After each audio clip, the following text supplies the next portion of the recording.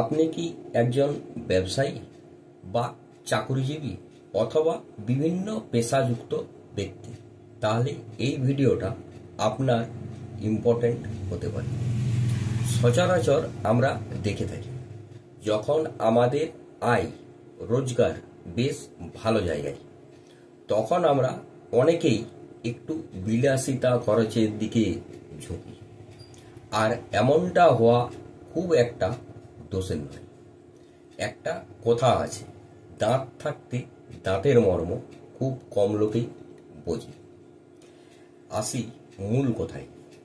যখন কোনো ব্যক্তির আয়ের মূল সোর্স থেকে, তা ব্যবসা, চাকুরি বা অন্য কিছু পেশা থেকে একটা ভালো আয় এসে থাকে, সেক্ষেত্রে যদি কেউ মনে করেন তার বর্তমান আয়কে আর একটু উন্নত করা দরকার বা কোনো কারণবশত রানিং আয়ের উপর আঘাত এলে তাকে সামাল দেওয়ার জন্য একটা কিছু প্যাসিভ ইনকামের রাস্তা তৈরি করা দরকার।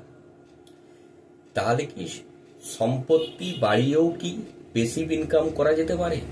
এই শিক্ষামূলক আলোচনায় আমি বাদল বিডি লার্নিংয়ে আপনাদের স্বাগত। যারা চ্যানেলটি নতুন দেখছেন এবং যারা এখনো পর্যন্ত সাবস্ক্রাইব করেননি, অবশ্যই করবেন এবং ভিডিও ভালো লাগলে লাইক এবং শেয়ার করতে ভুলবেন না। এক্সট্রা একটা ফিক্সড আয়ের জন্য কেন এই বাড়ি সম্পত্তিকে বেছে নেবেন? এর মূল কারণ হচ্ছে এর আয়ের সাথে সাথে সম্পত্তি ভ্যালু বৃদ্ধি হওয়া। দিন প্রতিদিন জনসংখ্যা এবং ডেভেলপমেন্ট বেড়ে যাওয়ার কারণে সম্পত্তি, যাকে আমরা মাটি বলে থাকি, এখন সোনায় পরিবর্তন হয়ে দাঁড়িয়েছে।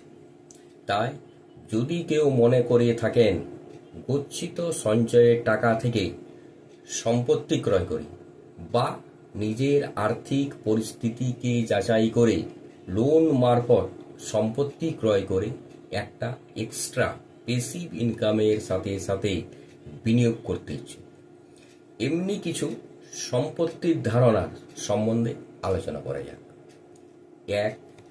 ল্যান্ড, জমি। ল্যান্ড পারচেজ করে তার উপর বাড়ি তৈরি করে এই বাড়ি বিভিন্নভাবে ভাড়া দিয়ে একটা নিয়মিত মাসিক আয় করা যেতে পারে। আর জমি কিনে বাড়ি এই কারণেই করা উচিত, এতে যেমন কস্ট কিছুটা কম হওয়ার সাথে সাথে নিজের সাধ্য মতো বা ইচ্ছে মতো বাড়ি করা যায়। বর্তমান সময়ে বিভিন্ন ব্যাংক বা এনবিএফসি থেকে অনায়াসে এর জন্য লোন করা যেতে পারে।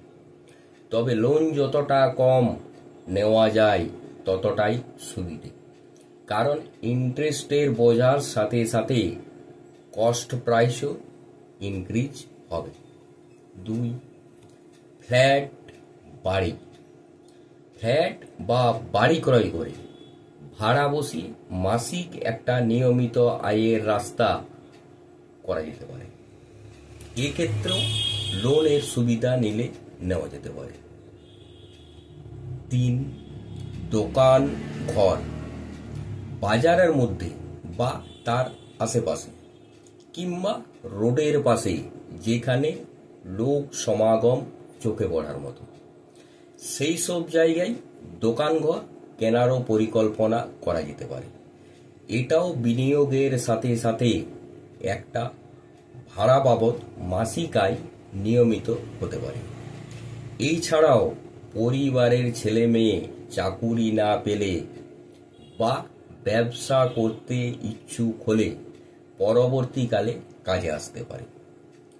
সবশেষে বলবো, এই সব সমস্ত সম্পত্তি লোন করে নেওয়া যেতে পারে, কিন্তু কতটা লোন করা দরকার তার জন্য নিজের আর্থিক পরিস্থিতির উপর যাচাই করা দরকার।